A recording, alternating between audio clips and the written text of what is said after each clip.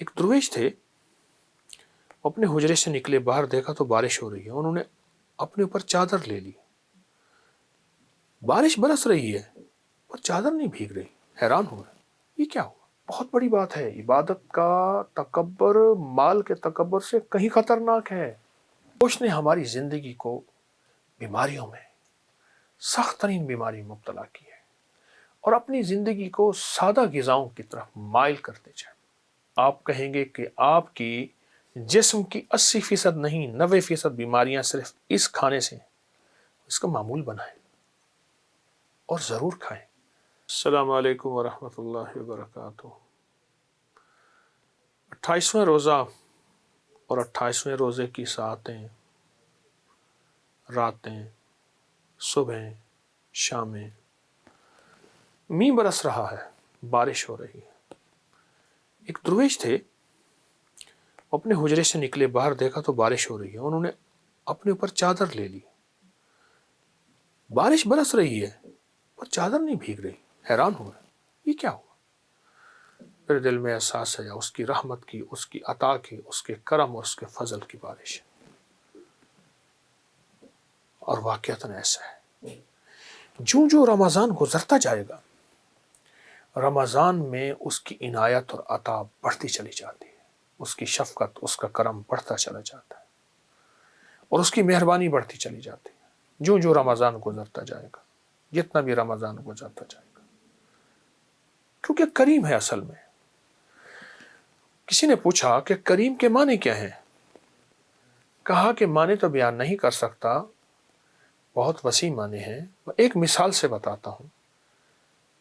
وفادار غلام تھا، ساری عمر آقا نے اس کے ساتھ وفا کی، شفقت، مہربانی، سب کچھ، اچانک دغا کر گیا، اور دغا نہیں کیا، بہت سارا مال لے کے بھاگا، بہت نقصان کیا، پھر یہاں تک نہیں، کسی ایک بڑے بادشاہ کے پاس چلا گیا جو مخالف تھا، اور وہاں جا کے دن رات اس بادشاہ کو برا بلا کہتا تھا، اس آقا کو برا بلا کہتا تھا۔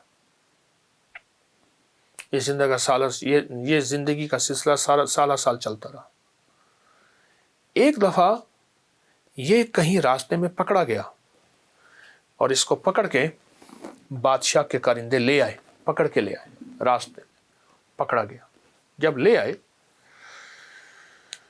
تو پھر بادشاہ کے سامنے، جب بادشاہ کے سامنے آیا تو بادشاہ نے اسے دیکھا اور کہا جا معاف کیا، جتنا لے گیا تھا اور عطا کر دو اس کو، اور جتنا تو نے مجھے برا بھلا کہا اس کی جگہ یہ اشرفیاں دے دو، اس کی جگہ یہ ہیرے دے دو، اس کی جگہ یہ جواہرات دے دو، عنایات کی بارش کر دی۔ لوگ حیران،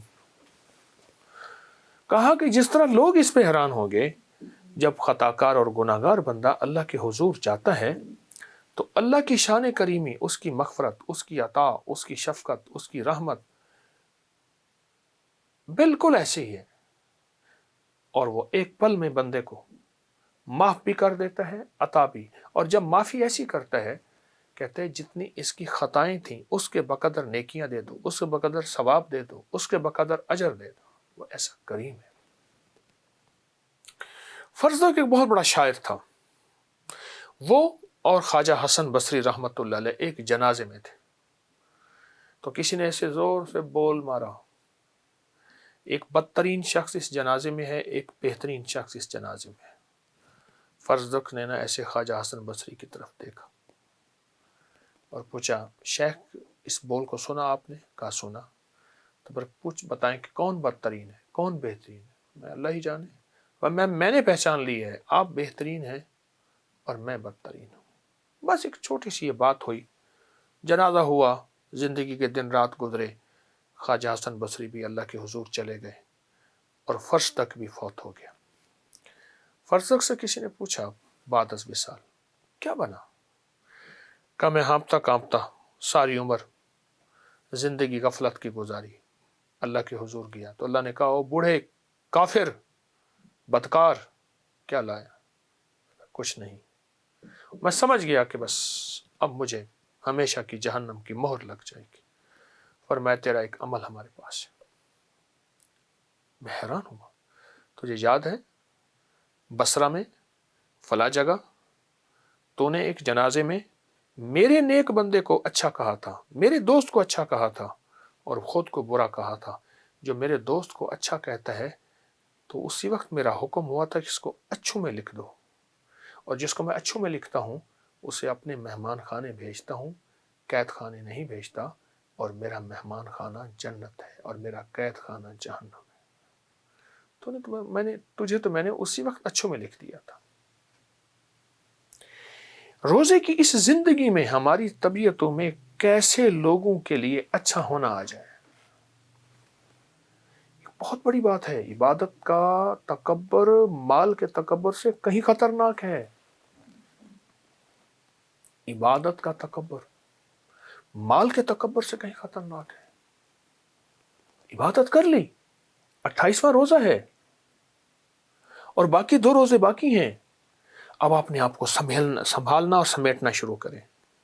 اس کا تجربہ یہ ہوا، اس نے کہ جی یہ اسٹیشن گزرا ہے، اگلا اسٹیشن ہمارا آ رہا ہے، ہم سامان اٹھانا شروع کر دیتے ہیں، اپنے آپ کو سنبھالنا سمیٹنا شروع کر دیتے ہیں۔ ابھی رمضان ختم ہونے والا ہے، اس ختم ہوتے رمضان میں اپنی عبادات کی گٹھڑی کو سمیٹنا کیسے ہے، سنبھالنا کیسے ہے؟ کہیں تکبر، کہیں غرور، کہیں نخوت، کہیں نفرت، کہیں کسی کے لیے ایسا سوچنا کہ اس کی مغفرت نہیں ہوگی، یہ کافر ہے اور یہ یوں ہے، اور میں نہیں۔ زاہد نگاہ کم سے کسی رند کو نہ دیکھ، کہ جانے کہ اس کریم کو تو ہے کہ وہ پسند۔ تو اس کی مشق کرنی ہے بہت زیادہ، یہ روزے کا حصہ ہے اور یہ روزے کو بچانے والی ڈھال ہے، اور اس سے روزہ بچے گا، اس سے روزے کی کفالت ہوگی، اس سے اللہ کی مدد آئے گی، اور پھر اللہ کا وعدہ بھی ہے، من تواضع للہ، جو اللہ کے لیے اپنے آپ کو چھوٹا بنا لیتے ہیں، اللہ کہتا ہے میرا وعدہ ہے میں اسے بڑا بنا کے دکھاؤں گا۔ اللہ اس کو عزت، اللہ وسعت، اللہ برکت، اللہ اس کو بڑا بنائے گا۔ تو یہ آج کا ہمارا سبق ہے۔ ایک اور چیز بھی ذرا ذہن نشین رہے، اور ایک اور چیز بھی اپنی زندگی میں شامل کر لیں۔ ایک تو یہ سبق شامل کر لیا انشاءاللہ، اور یہ ہر عبادت کے بعد، اس لیے فرمایا عمل سے پہلے استغفار، عمل کے درمیان استغفار، اور عمل کے بعد تو لازم استغفار۔ لازم ہماری طبیعتوں میں عمل کے بعد استغفار ہو، توبہ ہو، ندامت ہو، استغفار ہو، توبہ ہو، ندامت ہو، عمل کے بعد۔ ایک چیز اور ہے، وہ ضرور اپنے زندگی میں شامل کریں۔ اپنی زندگی میں نا گوشت کم کرتے جائیں، سبزیاں، کچی سبزیاں، سلاد، اس پہ کالی مرچ، ہلکا نمک، ورنہ صرف کالی مرچ شامل کریں۔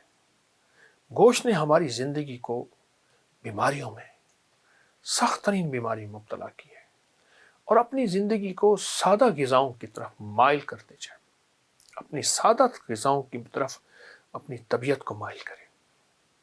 سلاد اور وہ سبزیاں جو بالکل سستی ہوں، بالکل سستی، ان سبزیوں کو کھانے کے طور پہ کھائیں، ان سبزیوں سے اتنا کھائیں پیٹ بھر جائے، بالکل سبزی ہوں، سستی ہوں، پیٹ بھر جائے۔ آپ کہیں گے کہ آپ کی جسم کی 80% نہیں 90% بیماریاں صرف اس کھانے سے، اس کا معمول بنائیں اور ضرور کھائیں۔ کبھی سوچا آپ نے کہ روزے کے دوران بھی بیماریاں ہوں، روزے کے دوران بھی اٹیک ہوں، اور روزے کے درمیان بھی تکلیفیں ہوں؟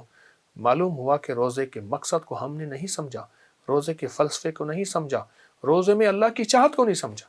میرا اللہ چاہتا کیا ہے، میرے اللہ کی چاہت کیا ہے، ہم نے سمجھا ہی نہیں۔ ہمارا قصور ہے، ہماری غلطی ہے۔ تو جہاں اپنی چھوٹائی کا دل میں گمان ہو کہ میں کچھ نہیں، تیری کریمی سے سب کچھ ہوا، وہاں اپنی اس صحت کا بھی احساس ہو کہ میں صحت مند رہوں گا تو عبادت کر سکوں گا، بیمار کچھ نہیں کر سکتا، نہ دین کا نہ دنیا کا، بیمار نہ دین کا نہ دنیا کا۔ تقدیر میں بیماری لکھی ہے، اس کا امر ہے، لیکن ہم اپنی صحت اور تندرستی کے لیے اپنے آپ کو، صحت اور تندرستی کے لیے اپنے آپ کو سلاد، سبزیاں، سستی سبزیوں کی طرف۔ میں نے بہت سے ملکوں میں دیکھا لوگ بھاگتے دوڑتے پھر رہے ہیں، میں نے پوچھا اس کی وجہ کیا ہے؟ کہا سبزیاں کھاتے ہیں، سبزیاں کھاتے ہیں اور کچی سبزیاں کھاتے ہیں۔ تو ضرور یہ ٹوٹکا بھی اپنی زندگی میں شامل کیجیے گا۔ انشاءاللہ تعالی اللہ کے ہاں اس نیت سے کریں گے تو اس پہ بھی اجر ملے گا، اس پہ بھی ثواب ملے گا۔ جزاک اللہ، السلام علیکم۔